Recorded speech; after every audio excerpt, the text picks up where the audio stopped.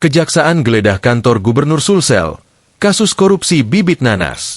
Penyidik tindak pidana khusus, Pitsus, Kejaksaan Tinggi Sulawesi Selatan menggeledah kantor Gubernur Sulsel, Jalan Urip Sumoharjo, Kota Makassar, Kamis, 20 November 2025.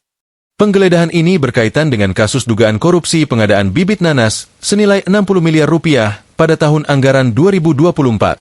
Penggeledahan dilakukan di sejumlah ruangan lingkup Badan Keuangan dan Aset Daerah, BAD, Pemprov Sulsel.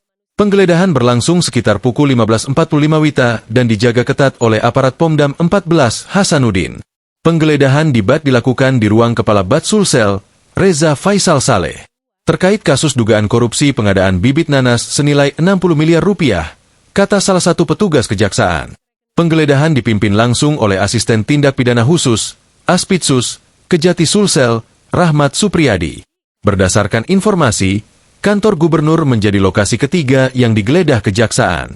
Sebelumnya, penggeledahan dilakukan di salah satu rumah di Kabupaten Goa, lalu di kantor Dinas Tanaman Pangan, Hortikultura dan Perkebunan, TPH Bun, Sulsel. Di kantor TPH Bun, penyidik menggeledah beberapa ruangan, mulai dari ruang kepala dinas, sekretaris dinas, hingga subbagian keuangan. Di lokasi itu, petugas membawa satu koper berwarna hitam yang diduga berisi laporan keuangan. Kasus dugaan korupsi proyek penanaman bibit nanas senilai 60 miliar rupiah di Kabupaten baru muncul setelah dilaporkan salah satu organisasi mahasiswa pada Oktober 2025.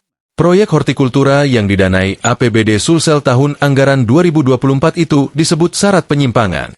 Dalam laporannya, mahasiswa menemukan indikasi markup anggaran, ketidaksesuaian jumlah bibit, serta distribusi yang tidak transparan. Download Tribun X sekarang, menghadirkan lokal menjadi Indonesia.